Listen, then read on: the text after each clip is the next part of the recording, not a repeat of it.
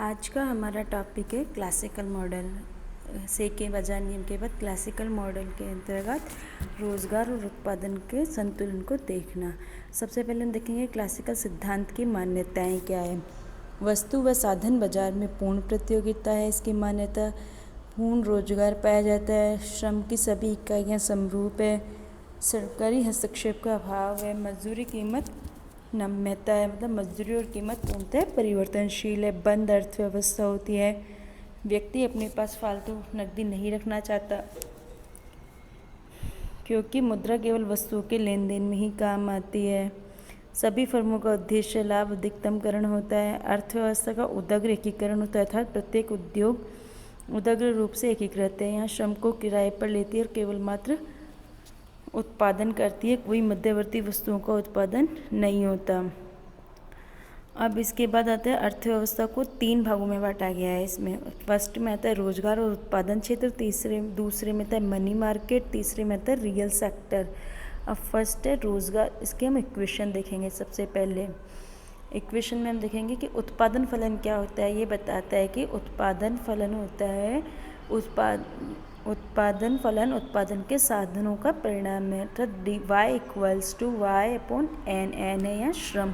अगर जैसे जैसे रोजगार बढ़ता है उत्पादन बढ़ता है, मतलब ये पॉजिटिव रिलेशन को बता रहा है। फिर सेकंड है इसका इक्वेशन, डिमांड फॉर लेबर क्या है। Demand for labour DN = function of W/P, अर्थात W/P हो गई यहाँ पे वेज अपॉन प्राइस, अर्थात रियल मजदूरी। अगर मजदूरी और श्रम की मांग में नेगेटिव रिलेशन है, अगर मजदूरी बढ़ती है तो श्रम की मांग घट जाती है और मजदूरी कम होती तो श्रम की मांग बढ़ जाती है।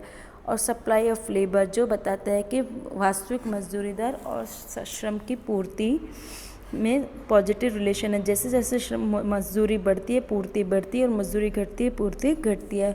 और संतुलन के लिए आवश्यक है कि श्रम की मांग और पूर्ति बराबर हो।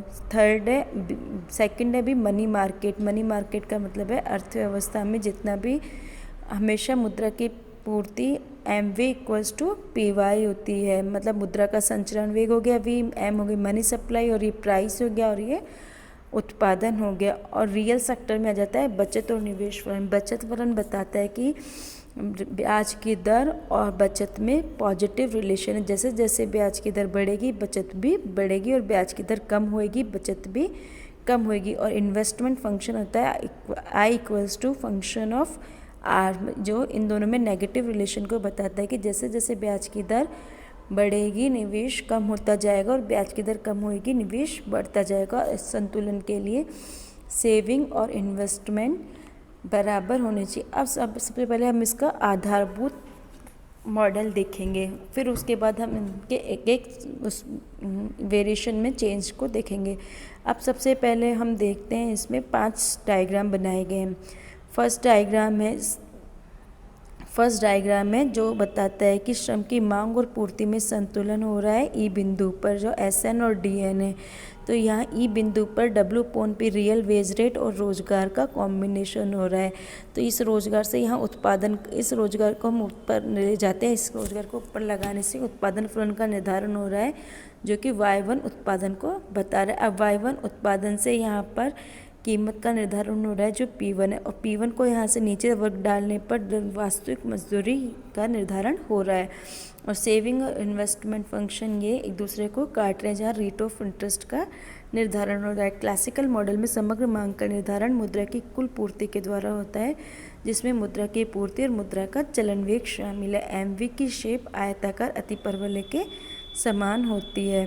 W/P का ढाल वास्तविक मजदूरी की दर के बराबर होगा। क्लासिकल मॉडल में कीमत का निर्धारण मुद्रा बाजार के द्वारा होता है और यह प्रारंभिक साम्य को दर्शाता है। अब इसके बाद हम देखेंगे effect in increase in money supply. Money supply को यहाँ हम बढ़ा देंगे, उसके क्या होगा वो इफेक्ट, वो हम इसके नेक्स्ट